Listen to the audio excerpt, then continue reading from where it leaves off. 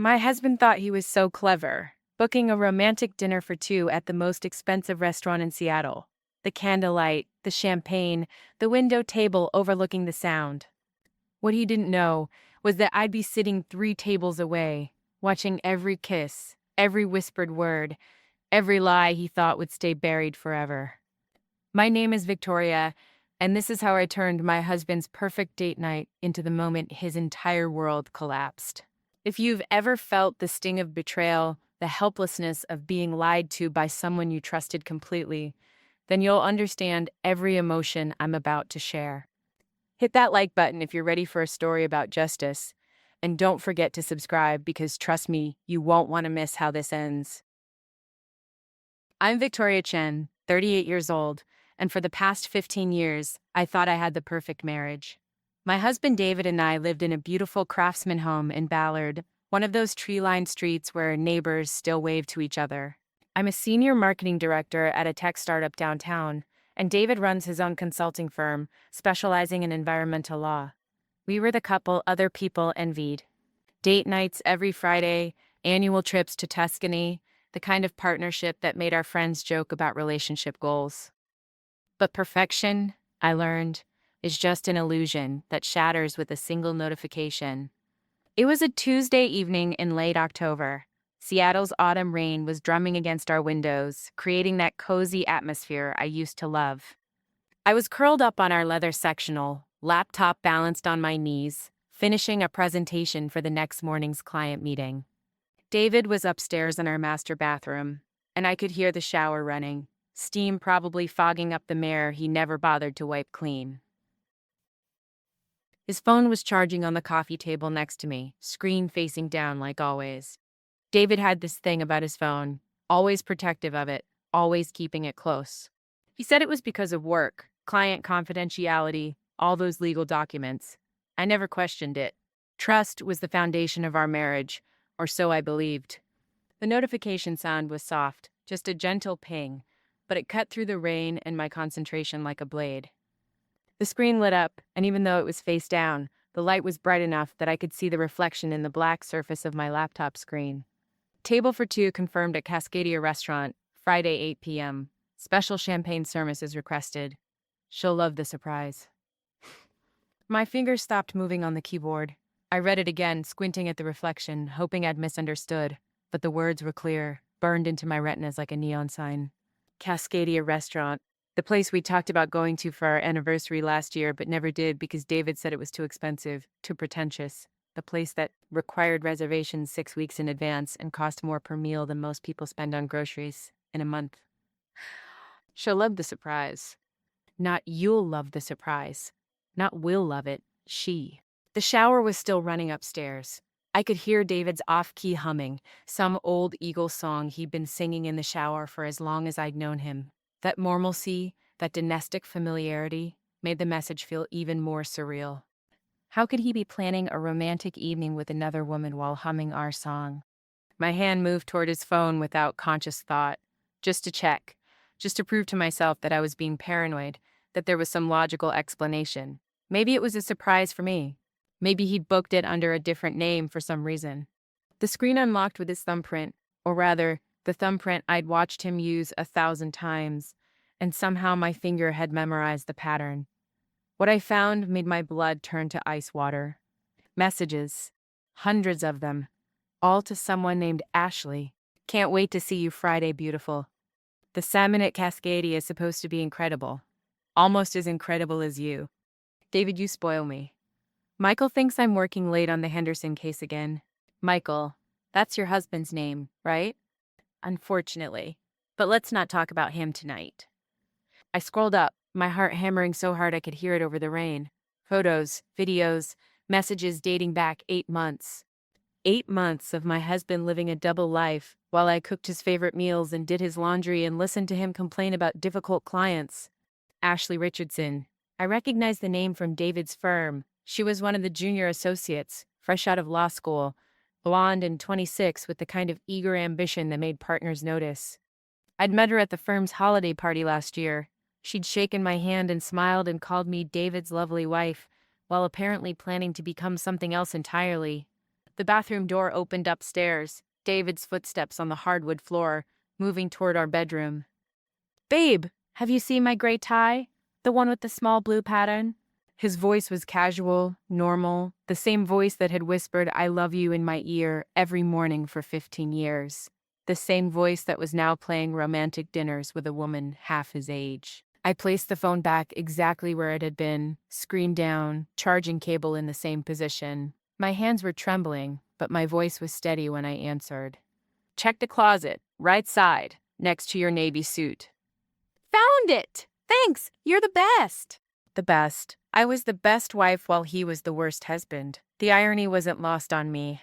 That night, I lay beside David in our king-sized bed, listening to his breathing even out into sleep, while my mind raced. Every small thing suddenly made sense. The late nights at the office that had started 8 months ago. The new cologne he'd started wearing. The way he'd become more attentive, more romantic. Guilt, I realized now, not love. I stared at the ceiling, watching shadows from passing cars sweep across the white paint, and felt something cold and sharp settle in my chest. Not just heartbreak, that would come later. This was something else, something calculating. David thought he was so smart, so careful, but he'd made one crucial mistake. He'd underestimated me. I spent the next 3 days in a strange kind of suspended animation. I went to work, sat in meetings, responded to emails, had conversations with colleagues about weekend plans and quarterly projections, but inside, I was planning. I couldn't confront them directly. A screaming match in the office, tears and accusations and denials, that would give them the chance to go underground, to be more careful. And David, with his legal training, would lawyer his way out of it, make me doubt what I'd seen with my own eyes. No. If David wanted to play games, I'd show him how the game was really played. I started with research. Ashley's social media was a goldmine of information. She posted everything: her favorite restaurants, her weekend activities, her relationship status. It's complicated. How perfectly modern of her.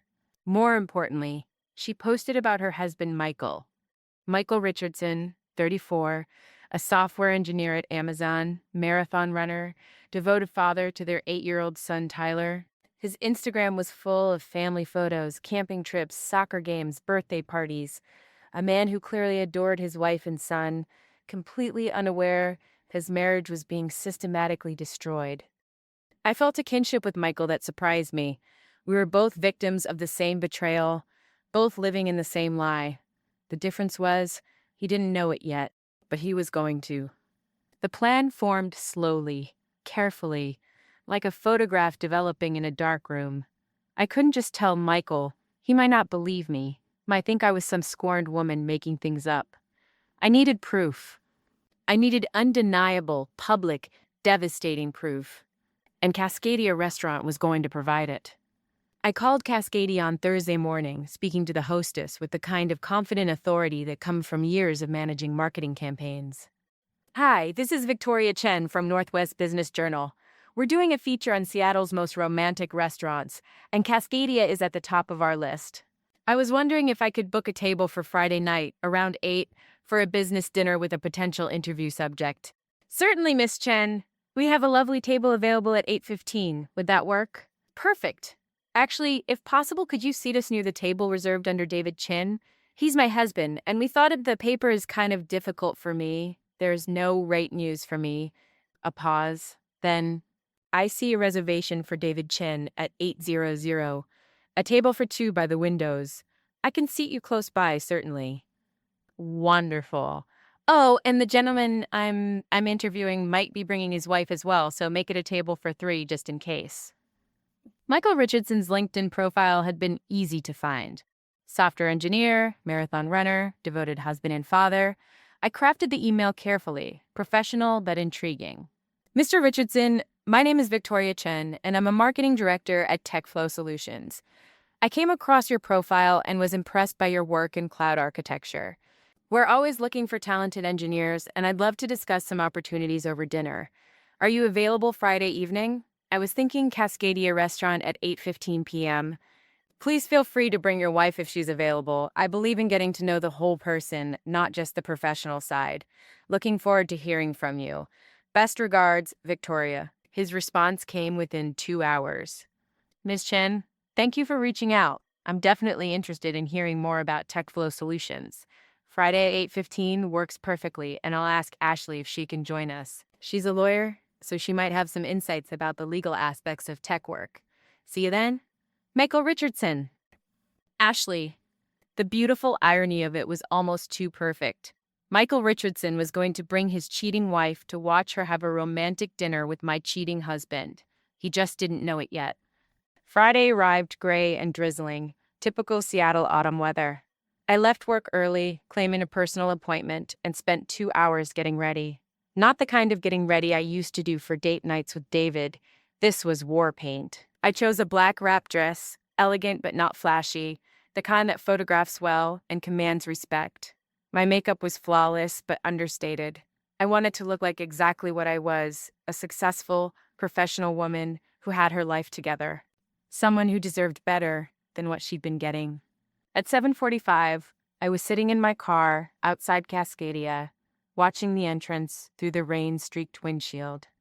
The restaurant was everything I'd expected: soft lighting, beautiful views of Elliott Bay, the kind of place that whispered wealth and sophistication. David arrived at 7:55, and my heart clenched despite everything. He looked handsome in his charcoal suit and the blue pattern tie I'd helped him find. For just a moment, I remembered falling in love with him, remembered believing in forever. Then Ashley stepped out of the Uber beside him, and that moment shattered. She was stunning, I had to admit. Long blonde hair, a red dress that probably cost more than my car payment, the kind of confident beauty that comes from being 26 and convinced the world revolves around you. She laughed at something David said, threw her arms around his neck, kissed him like they were the only two people in the world. 15 years of marriage, and he'd never looked at me like that, not even in the beginning. I watched them disappear into the restaurant, then checked my watch. 8:10. Michael would be arriving any minute. He pulled up in a blue Honda, practical and well-maintained. Exactly what I'd expected from his online profile. But seeing him in person, stepping out into the rain with a newspaper over his head, I felt a stab of genuine sympathy. He was tall and lean, with kind eyes and the slightly awkward grace of someone more comfortable with computers than people. He looked nervous, excited about a potential job opportunity, completely unaware that his entire world was about to implode. I met him at the entrance, extending my hand with my most professional smile. Michael, Victoria Chen, thank you so much for meeting me on such short notice. Of course! I'm really excited to hear about TechFlow. He shook my hand firmly, then glanced around. Ashley's running a bit late. Work emergency. She should be here soon. No problem at all. Shall we get seated? The hostess led us to our table, perfectly positioned with a clear view of David and Ashley's intimate corner booth. They were already sharing an appetizer, feeding each other bites of something expensive, while gazing into each other's eyes. Michael followed my gaze and froze. Is that? His voice was barely a whisper. I looked at him, saw the exact moment his world collapsed. The confusion, the disbelief, the horrible understanding creeping across his face like a shadow. I'm sorry, Michael, I said quietly. There is no job at TechFlow. That's my husband, David, and I believe you recognize the woman with him. Michael's face went through a series of transformations that I'll never forget. First, confusion, his eyebrows drying together as he tried to process what he was seeing. Then recognition, as Ashley's distinctive laugh carried across the restaurant and his shoulders tensed like he'd been physically struck. Finally, a kind of hollow devastation that I recognized because I'd seen it in my own mirror just days before. She told me she was working late. He whispered, his voice so quiet I had to lean forward to hear him. The Henderson case. She's been working on it for weeks, staying at the office until midnight. I watched as Ashley fed David another bite of their shared appetizer, some kind of caviar service that probably cost more than Michael's monthly car payment. She was animated, laughing, touching David's hand across the table like she was auditioning for the role of the perfect girlfriend. How long have you known? Michael asked, still staring at them. 3 days. I found the reservation confirmation on his phone. I kept my voice gentle but matter-of-fact. No point in sugarcoating it now. The messages go back 8 months. He flinched like I'd slapped him. 8 months? He was processing, calculating. Tyler's science fair was 8 months ago. She missed it because of a client dinner. I had to take pictures with my phone to show her later. The waiter approached our table and I ordered wine, something expensive enough to justify our presence, cheap enough that I wouldn't feel guilty about wasting it. Michael just stared at his water glass, occasionally glancing toward the corner booth where his wife was building a new life without him. "What's the plan here?" he asked suddenly, turning back to me with something sharper in his eyes. "You could have just called me, sent me photos. Why this?" I appreciated his directness. Because they need to see consequences. Real, immediate, public consequences. They've been living in a fantasy where their actions don't affect real people. Tonight, that fantasy ends. David was showing Ashley something on his phone now, probably photos from their last secret getaway. She covered her mouth with her hand, laughing silently at some private joke. They looked so comfortable together, so natural. Like a couple who'd been together for years, instead of two people destroying their marriages for cheap thrills. "She's pregnant," Michael said suddenly. I turned back to him, startled. "What?" "Ashley, she's pregnant. 10 weeks. His voice was flat, emotionless. "We've been trying for 2 years to give Tyler a sibling. Last month, she finally told me we were going to have another baby. I bought champagne. I called my parents." "Is it his?" I didn't answer because I didn't need to. The timeline was written in the careful way Michael's hands were shaking as he reached for his water glass. "I'm sorry," I said, and meant it. This man's pain was collateral damage in my revenge, but it was necessary. "She would have kept lying to you for months, maybe years. Your son deserves better. You deserve better." "Do I?" He laughed bitterly. "Apparently, I'm the kind of husband whose wife needs to find excitement elsewhere. Apparently, I'm boring enough that she'd rather share appetizers with a married man than come home to me." I recognized that voice, that self-doubt. It was the same one that had been whispering in my head for days. "What did you do wrong? How did you drive him away? What's wrong with you that he needs someone else?" "Listen to me," I said firmly. "This isn't about you. This isn't about your marriage or your personality or anything you did wrong. This is about two people who decided their momentary happiness was worth more than their family's futures. Don't you dare make their choices about your worth." He looked at me then, really looked at me, and I saw something shift in his expression. Understanding, maybe, or just recognition of a fellow victim. "So what now? Do we walk over there and cause a scene? Throw wine in their faces?" "No." I pulled out my phone and opened the camera app. "Now we document. Now we make sure they can't deny this, can't gaslight us into believing we imagined it. And then we give them exactly what they think they want." I started taking photos. Subtle at first, David's hand on Ashley's face as he wiped away a bit of sauce. Ashley leaning across the table to whisper something that made David's eyes go wide with delight. Their fingers intertwined across the white tablecloth like teenagers on a first date. "The baby," Michael said suddenly. "I think the vintage vibe is pretty weak," said Mike, with the cussin' call. "If it's his, she'll have to tell him eventually. Will she? Or will she just let you raise another man's child while she continues her double life?" The cruelty of the question hit home. Michael's jaw clenched, and for the first time since we'd sat down, I saw anger instead of just pain. "She used to tell me I was the love of her life," he said quietly. "On our wedding day, she said she couldn't imagine being happy with anyone else. I believed her. I'm sure she believed it too at the time. People change. Or maybe people just reveal who they really were all along." Our wine arrived, and I poured generous glasses for both of us. Michael needed the liquid courage, and I needed something to keep my hands steady as the magnitude of what I was doing began to sink in. "There's something else you should know," I said after taking a sip. "This isn't just about exposing them. It's about making sure everyone knows. Their colleagues, their friends, their families. People who cheat count on shame and embarrassment to keep their victims quiet. They count on us being too humiliated to tell the truth." I will cut in costs. You want to destroy them. I want to give them consequences proportional to their choices. They destroyed our marriages methodically over months with planning and deception. Why should they get to walk away unscathed while we rebuild our lives from the rubble? Michael was quiet for a long moment, watching Ashley trace patterns on David's palm with her finger. Tyler's going to be devastated, he said finally. Tyler's going to be better off with one parent who values honesty than two parents living a lie. Kids aren't stupid, Michael.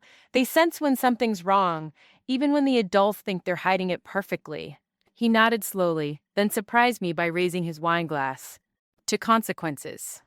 He said, I clinked my glass against his. To consequences. That's when Ashley saw us. She'd been reaching for her purse, probably to touch up her lipstick or check her phone, when her gaze swept across the restaurant and landed on our table.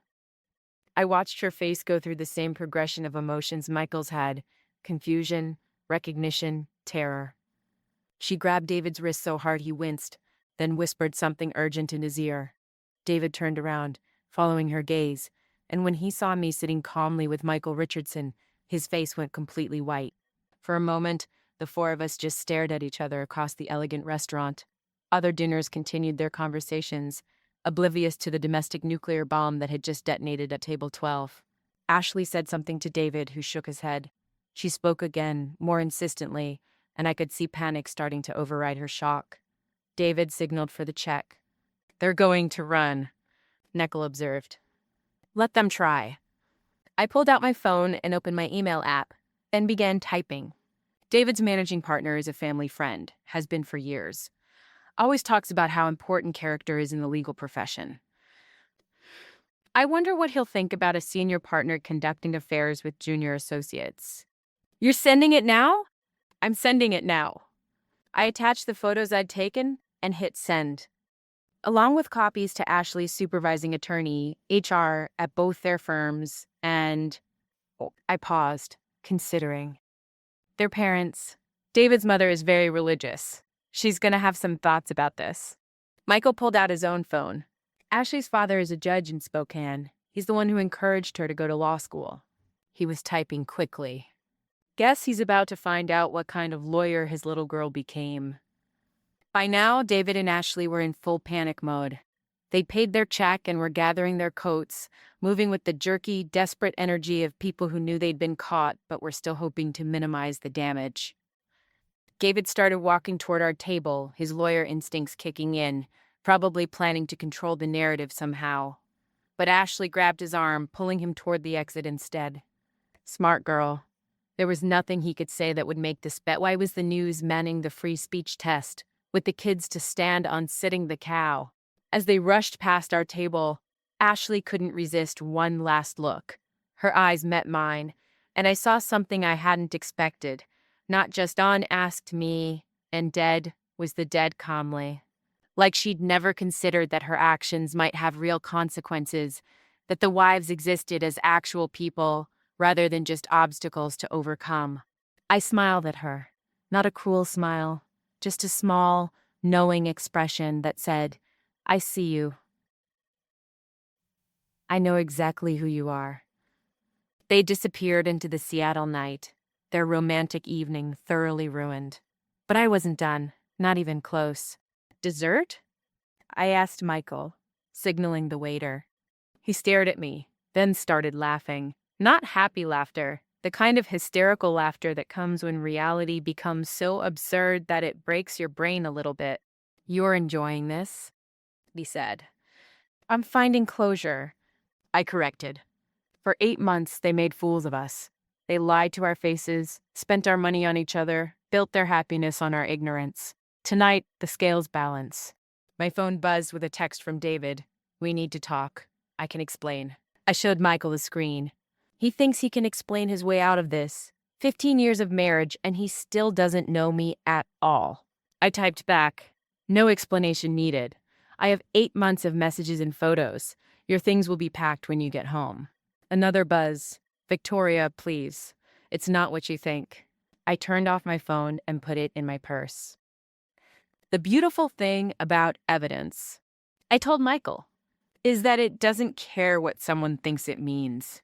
We ordered dessert, Chocolate souffle with raspberry coulis, because if I was going to destroy my marriage, I might as well do it with style. While we waited for it to arrive, the phone rang. David's ringtone. I let it go to voicemail. It rang again and again. Aren't you going to answer? Michael asked. Why? So he can try to gaslight me into believing I didn't see what I saw? So he can promise to end it, beg for another chance, make me into the villain for not being understanding enough? I'm done being understanding. The souffle arrived, perfect and warm and completely unearned. Michael and I ate it in companionable silence, two strangers bonded by mutual devastation and the strange intimacy of shared revenge. What happens now? He asked as we finished. Now we go home and start over. You file for divorce, I file for divorce, and we figure out who we are when we're not being lied to every day. And scared, he admitted. Tyler, the house, starting over at 34. I don't know how to be a single dad. You'll figure it out. We both will. I reached across the table and squeezed his hand. But Michael, don't you dare let her talk you out of what you saw tonight. Don't let her convince you it was a misunderstanding or a mistake or a moment of weakness. This was 8 months of deliberate choices. Remember that. He nodded, and I could see something hardening in his expression. Good. He was going to need that hardness for what came next. We paid the check and walked out into the rain together. In the parking lot, Michael turned to me one last time. I thank you, he said simply. For what? For not letting me live in a lie anymore. For giving me the truth even though it hurts. I hugged him then, this stranger who'd become an ally in the span of 2 hours. Take care of yourself, Michael. And take care of Tyler. As I drove home through the rain-soaked streets of Seattle, my phone kept buzzing with calls and texts from David. I ignored them all. Whatever he had to say could wait until I'd had time to pack his belongings and change the locks. But first, I had one more call to make. The phone rang 3 times before a familiar voice answered. Victoria? It's late, dear. Is everything all right? Hi, Mom, I said, pulling into my driveway. I need to tell you something about David. The next morning, I woke up to 17 missed calls and 43 text messages. David had apparently spent the night cycling between panic, anger, and desperation, leaving me a digital trail of his emotional breakdown. Victoria, please call me back. I can explain everything. This isn't what it looks like. Ashley means nothing to me. You're destroying my career over a misunderstanding. I love you. I've always loved you. Please don't do this. We can fix this. You're being irrational. Call me back now. Fine. I'm coming home. That last text was sent at 3:47 a.m. I looked out the window and saw his BMW parked across the street. He'd been sitting there for hours, probably trying to work up the courage to use his key, not realizing I'd already changed the locks. I made coffee and sat at my kitchen island, scrolling through the messages while rain drummed against the windows. 15 years of marriage, and this was how it ended, with David sitting in his car like a stalker, reduced to begging via text message. My phone rang. David's contact photo filled the screen, a picture I'd taken 2 years ago during our anniversary trip to Vancouver. He was laughing, genuinely happy, and looking at me like I was the center of his universe. I believed that look once. I answered on the 4th ring. Victoria, thank God. We need to talk. No, David, we really don't. Yes, we do. You don't understand what you saw last night. Ashley and I, we're not. You're not what? Having an affair? Because I have 8 months of text messages that say otherwise. I have photos of you in Santa Fe. I have hotel receipts charged to our joint credit card. What exactly don't I understand? Silence. Then, how long have you known? The question was quiet, defeated. He wasn't going to try to deny it anymore. Long enough to plan last night perfectly. Did you enjoy meeting Michael Richardson? Ashley's husband, the father of her children? Jesus Christ, Victoria! You set us up! I gave you exactly what you wanted. A romantic dinner at Cascadia. The only thing I changed was the audience. You destroyed my career, my reputation, everything.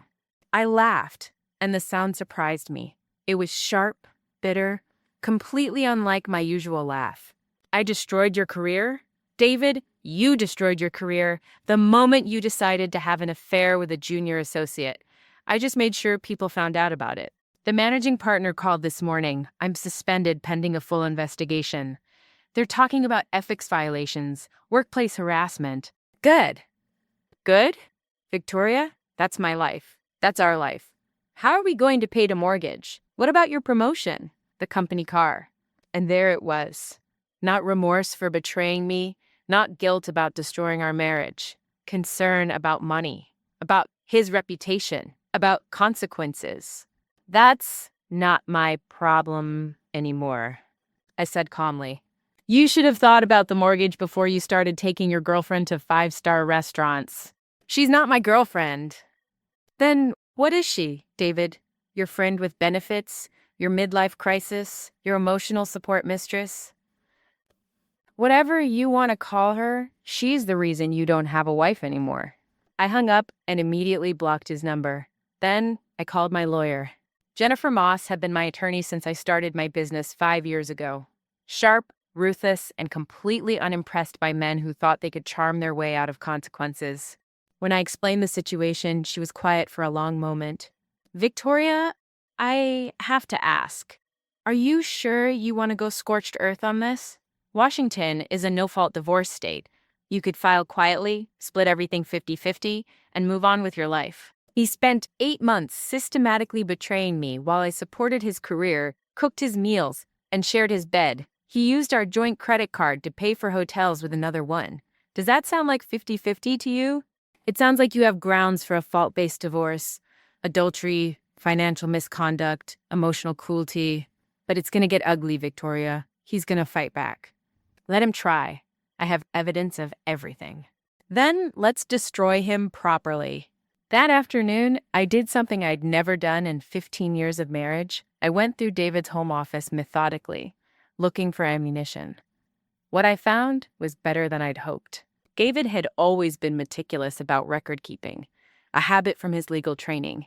Every receipt, every bank statement, every credit card bill was filed away in perfectly labeled folders, including receipts for jewelry I'd never seen, restaurants I'd never been to, and hotel stays that happened while I thought he was at conferences.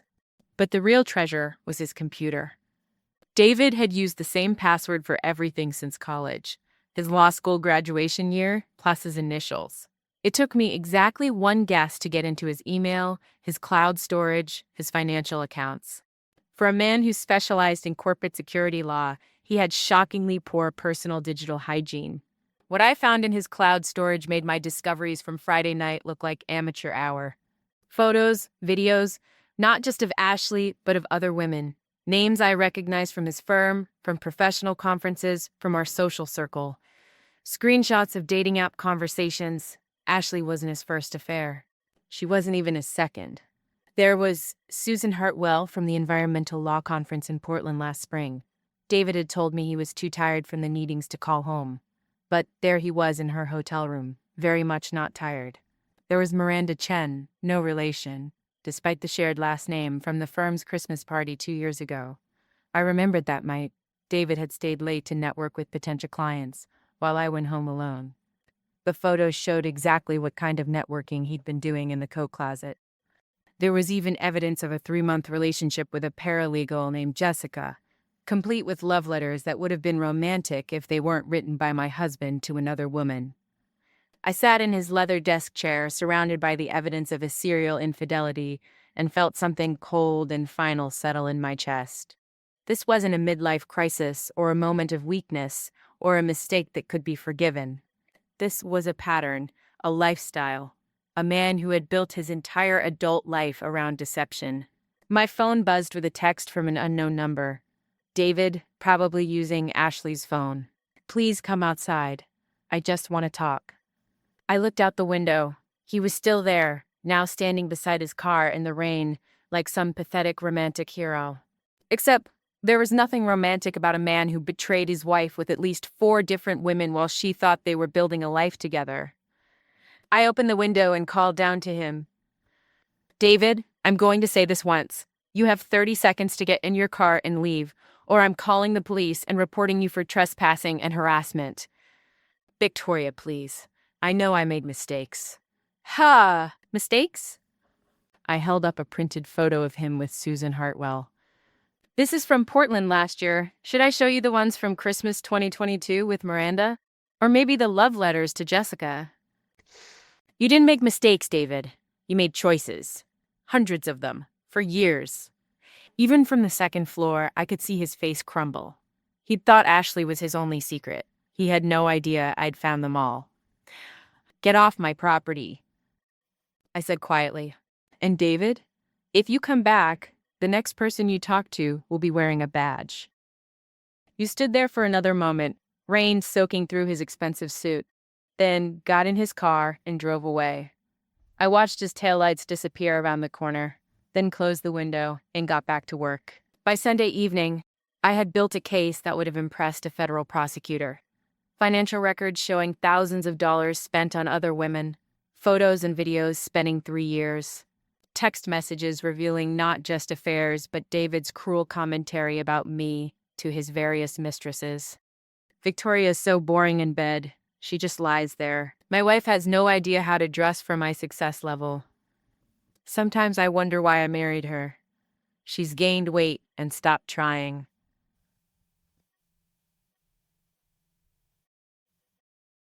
Each message was a small knife, but together they formed a picture of systematic emotional cruelty that went far beyond simple adultery. This was a man who had spent years actively despising me while letting me support his career and share his bed. But the worst part wasn't the cruelty, it was the calculation. In his messages to Ashley, David had laid out a plan. He was going to wait until he made full partner, another 18 months, then file for divorce. He'd already consulted with an attorney about hiding assets, about claiming that I'd been financially dependent on him, rather than contributing equally to our marriage. Once I'm full partner, I'll have enough security to leave her. I'll tell everyone we grew apart that it was mutual. Victoria is too soft to fight me on anything. Too soft. He built his entire strategy around the assumption that I would be too broken, too polite, too concerned about appearances to fight back effectively. He was about to learn exactly how wrong he was. Monday morning, I called in sick to work and spent a day visiting attorneys. Not just divorce attorneys. I wanted the best forensic accountant in Seattle, the most aggressive private investigator, and a family law specialist who understood how to weaponize infidelity in court. By noon, I had assembled what Jennifer Moss called the nuclear option. Victoria, this is going to cost a fortune, she warned as we reviewed my evidence.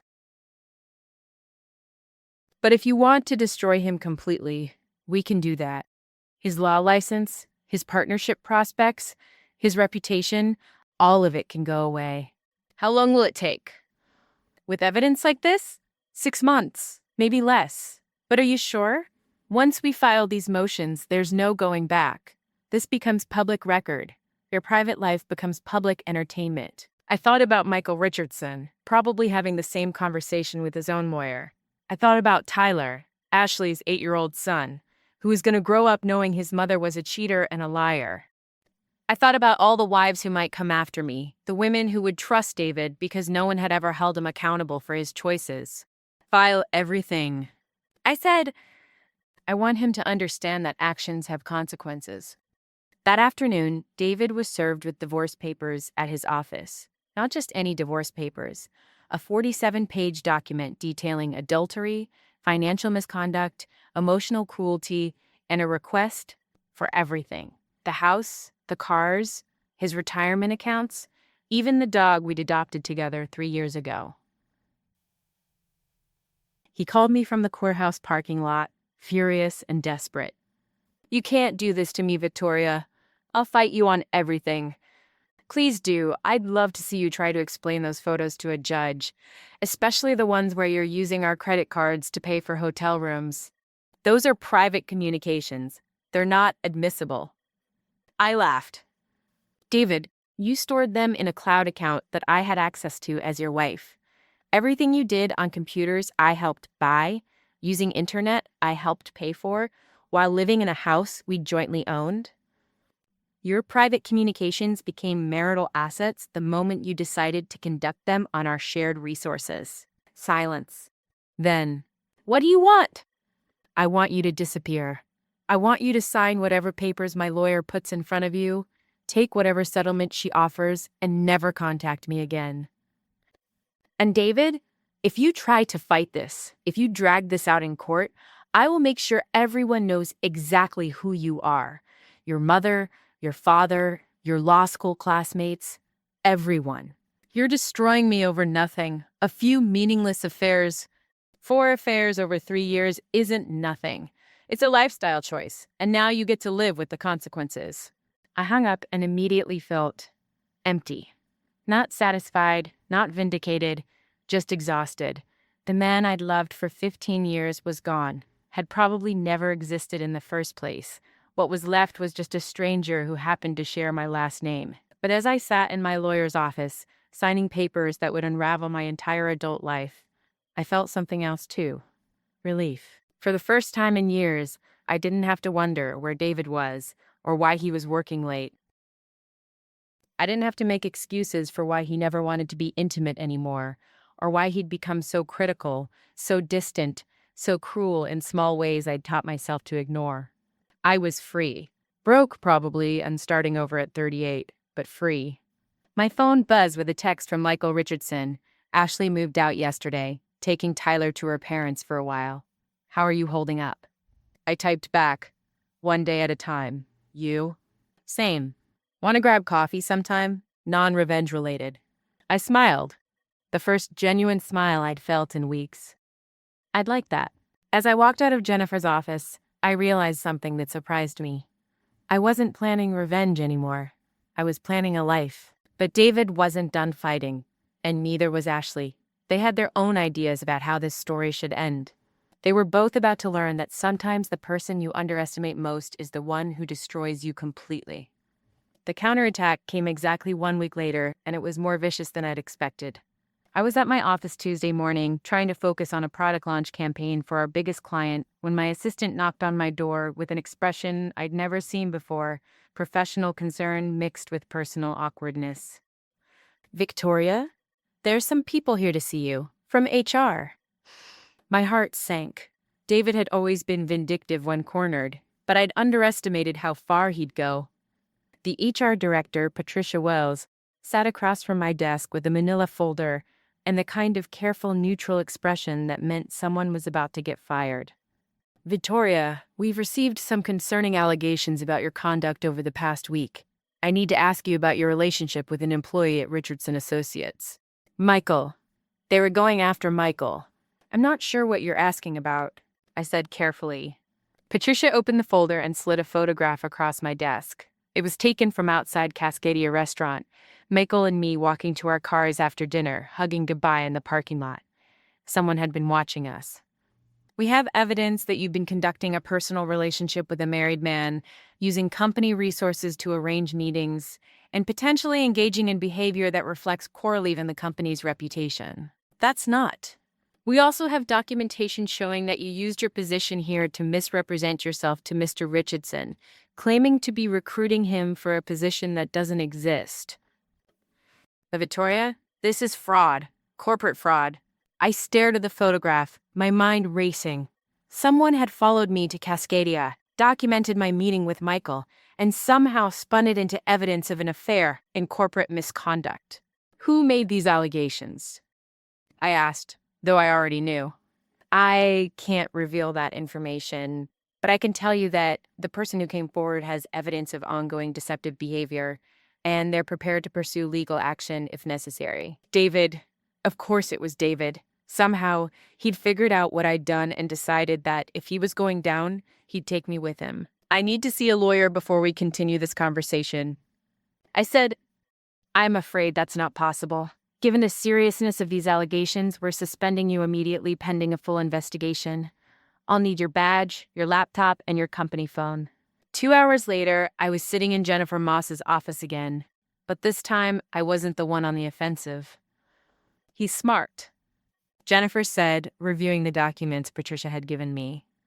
By accusing you of corporate fraud and an extramarital affair, he's trying to make you look like a hypocrite, the faithful wife who was actually cheating herself. But I wasn't cheating. Michael and I never. It doesn't matter what you did or didn't do. It matters what it looks like. And a photo of you hugging another married man in a restaurant parking lot looks like plenty. David's trying to muddy the waters, make this a both-side situation where everyone's equally guilty. Can he do that? Can he actually get me fired over this? If your company believes you committed fraud by misrepresenting yourself to Michael, yes, they have grounds for termination and possibly criminal charges. I felt the walls closing in. David had always been good at finding legal loopholes, but I'd never thought he'd be willing to destroy my career to save his own. There's something else, Jennifer continued. Ashley Richardson filed a restraining order against you yesterday. She's claiming you've been harassing her, stalking her family, and making threats. That's insane. I've never even spoken to Ashley except that one night at the restaurant. She has documentation of you researching her personal information, contacting her husband under false pretenses, and orchestrating what she's calling a campaign of harassment designed to destroy her marriage and career. Victoria, from the outside, that's exactly what you did. I sat back in my chair, stunned, and trying to expose the truth, I'd given them ammunition to paint me as the villain. David and Ashley had turned my quest for justice into evidence of my own misconduct. So, what do I do? Right now, nothing. Any contact with either of them violates the restraining order. Any attempt to defend yourself publicly could be seen as continued harassment. They've backed you into a corner where your only option is to stay quiet and take whatever they dish out. That evening, I sat in my empty house. David had taken most of his belongings while I was dealing with HR, and realized how completely I'd been outmaneuvered. In trying to destroy them, I'd handed them the tools to destroy me instead. But I'd underestimated something crucial, the power of truth, even when it's inconvenient. My phone rang around 8 p.m. Unknown number. Is this Victoria Chen? Who's asking? This is Rebecca Martinez from Channel 7 News. I'm working on a story about workplace affairs and professional ethics. I understand you have some experience with that topic. I almost hung up, but something in her voice stopped me. Professional curiosity, but also something else. Sympathy, maybe? I can't comment on ongoing legal proceedings. I said carefully, what if I told you that you're not the only person who's reached out to us about David Chen and his professional relationships? My heart stopped. What do you mean? Victoria, can we meet? Off the record. I think you need to know what we've uncovered. An hour later, I was sitting in a coffee shop in Capitol Hill across from Rebecca Martinez, a sharp-eyed investigative reporter who specialized in corporate misconduct stories. She spread a series of photographs and documents across the small table between us.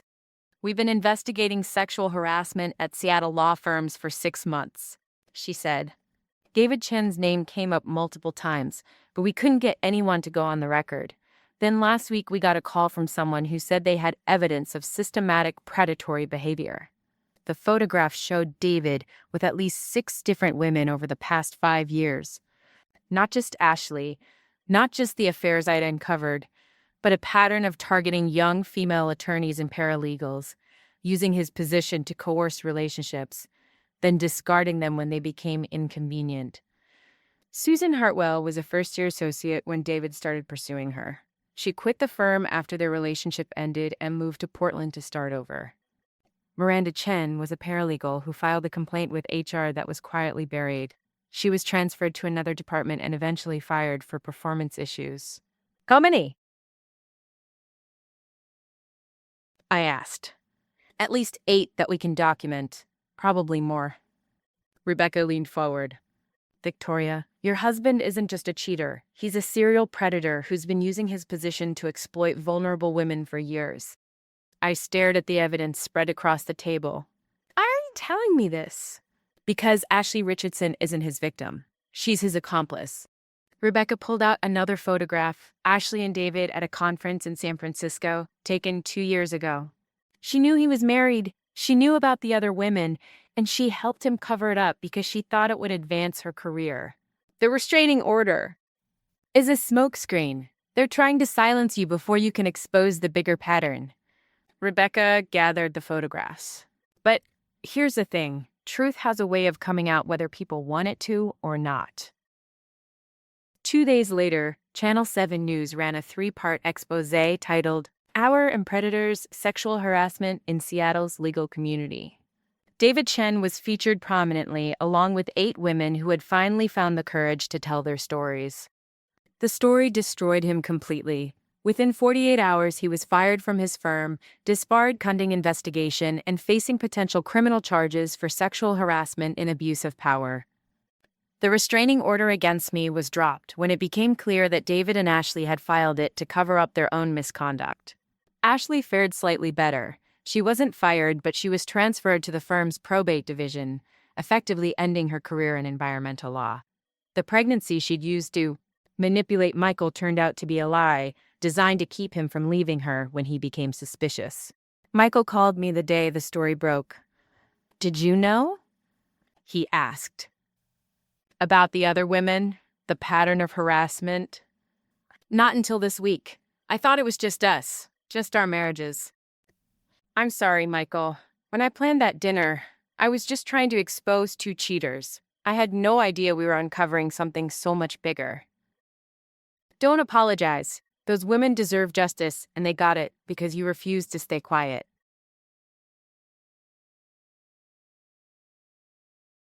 He was quiet for a moment. "Tyler keeps asking when Mommy's coming home. I don't know what to tell him."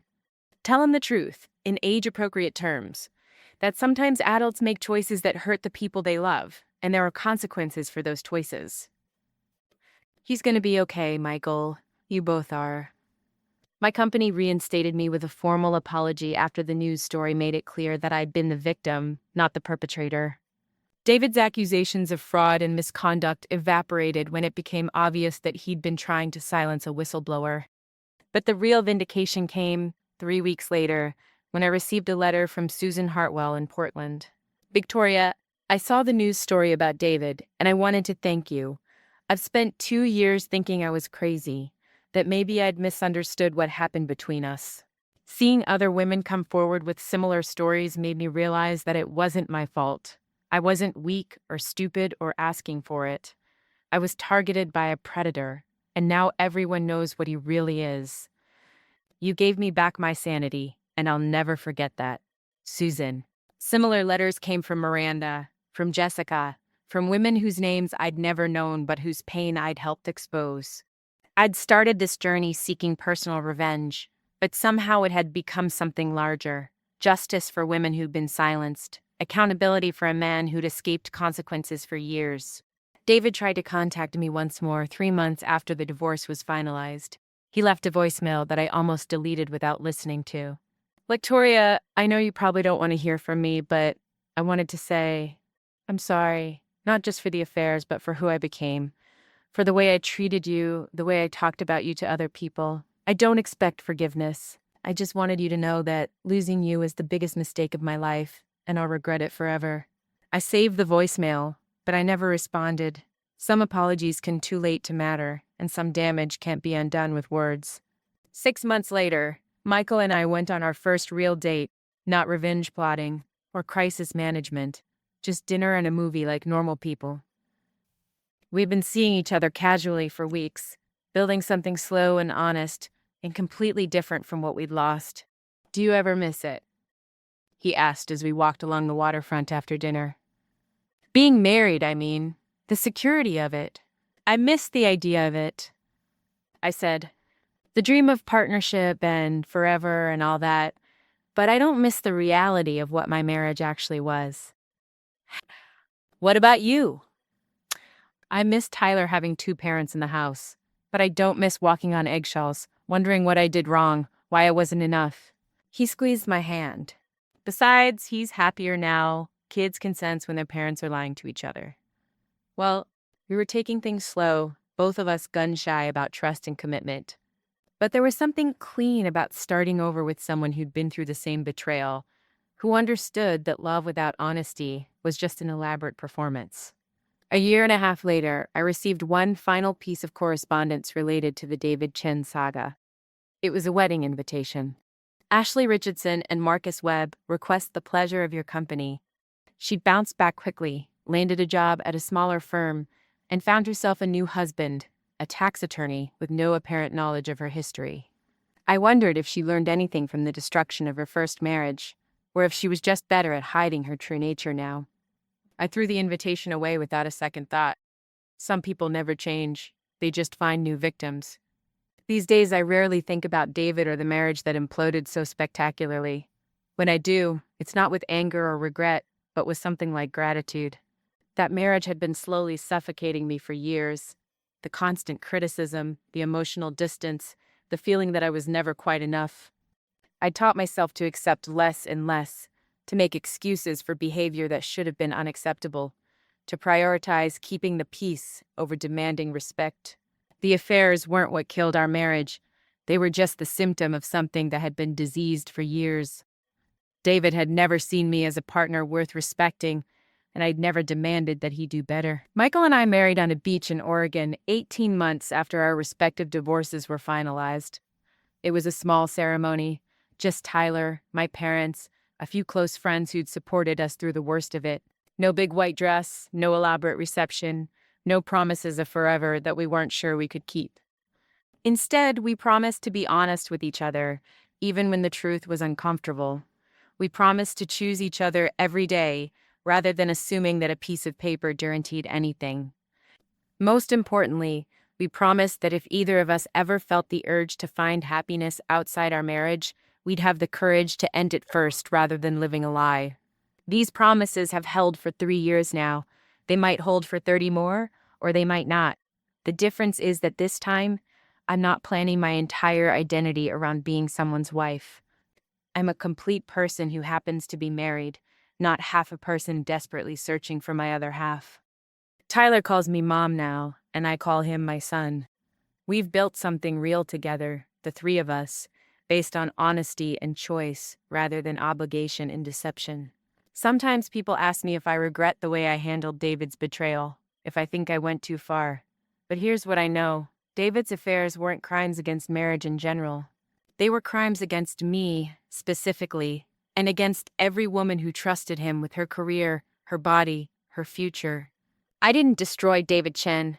He destroyed himself with years of choices that prioritized his pleasure over everyone else's well-being. I just made sure there were consequences for those choices. And sometimes, consequences are the only thing that stops a predator from finding new victims. I sleep well at night next to a man who chose me with full knowledge of who I am, when I'm angry, when I'm vindictive, when I refuse to be a victim. He loves me not despite my capacity for ruthlessness, but because of it. Because he knows that if someone tries to hurt our family, I won't just cry and accept it. I'll fight back with everything I have, and I'll win. Some people call that revenge. I call it justice served at exactly the right temperature. Stone cold. So what do you think? Was Victoria's revenge justified, or did she cross a line? Have you ever been betrayed by someone you trusted completely? How did you handle it? Share your thoughts in the comments below, and if this story resonated with you, hit that subscribe button. Because sometimes the best stories are the ones where the underestimated woman gets the last word.